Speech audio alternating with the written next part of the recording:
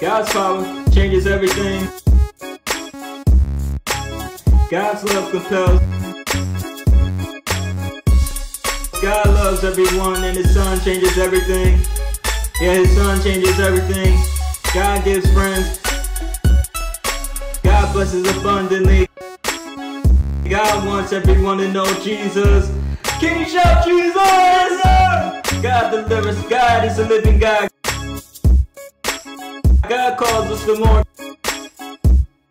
God calls us to life with Him. God is the beginning and the end. God gives freedom.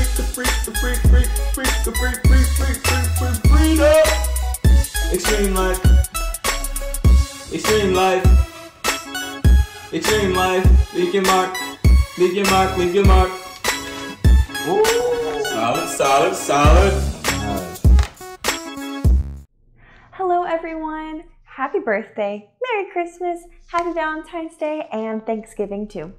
Now, I know what you're thinking, it is the middle of July, but if you want to know something about me is that I love holidays. I love a reason to celebrate and get people together and remember some really cool things.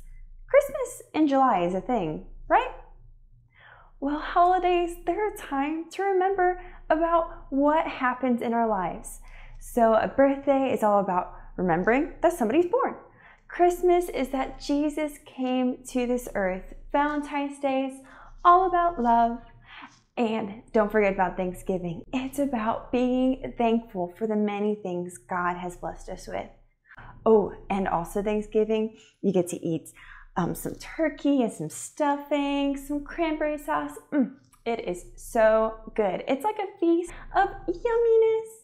Hey, speaking of a feast, this reminds me of something in the Bible. Did you know that there are feasts in the Bible too? The Israelites would celebrate what God had done in their lives. And this one today is about the Feast of Tabernacles. This was a time for the Israelites to remember how God had brought them out of the wilderness and fulfilled His promise to give them a new land. Now that is a reason to celebrate. You know, we all have a lot of reasons to celebrate what God has done in our lives. I remember a time in my life when God showed up in a big way. When I was 13 years old, my parents and I became missionaries. Now, this was a really exciting time. We each knew that God was calling us. I felt God's leading on my heart that He wanted me to become a missionary, even at a young age. And this was such a fun time that we got to move to a whole new country. We were going to be moving to the country of Cambodia. But even though this was super exciting, there were some really hard days too, because there was a lot of transition.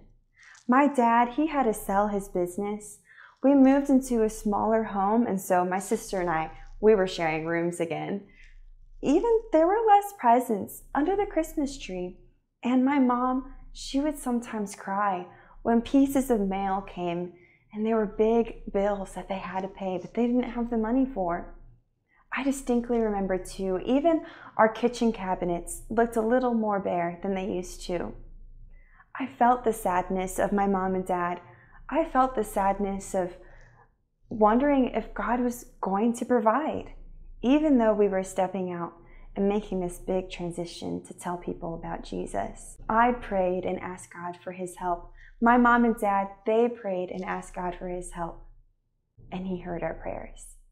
It was a Wednesday night at church, and we were talking with friends after church, just hanging out together, when suddenly my mom, she walks over to me, and she's carrying the biggest thing I have ever seen. Do you want to know what it was? It was a huge honey ham. Now, can you believe that? She was carrying a ham, and she had tears streaming down her face. I was shocked. I asked my mom, "Mom, where did you get this ham?" It's not every day that you see somebody carrying a ham at church, now is it? I asked her about this ham, and she said that a woman from the church came up to her after service, and she had felt God asking her to give this ham to my mom for our family. Now, this lady who gave this ham, she had a family of her own. She probably bought this ham for a really nice meal, and she was probably saving it for a really special occasion. But she said that when she went to go cook the ham, God spoke to her heart and asked her to give this ham to my family. She listened to God, and she did what He asked of her. And because of this, my family and I, we were abundantly blessed. Isn't that amazing? And now for the next few weeks, we had ham casserole, we had ham potatoes, we had ham soup. I didn't even know you can make ham soup. We had ham sandwiches too. You know, God had provided for my family in an amazing, amazing way. And because of this example, we knew that God was going to meet every need that me and my family had as we stepped out in faith and became missionaries.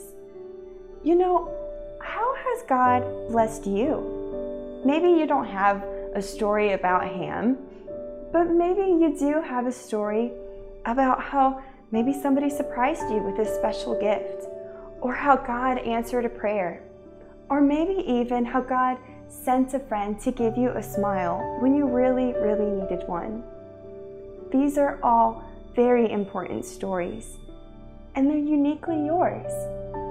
Share these stories with your friends, with your family, about how God has abundantly blessed you. Celebrate and remember all that God has done, and I know that people around you will be blessed when you share your stories. Thank you so much for joining me. I'll see you next time.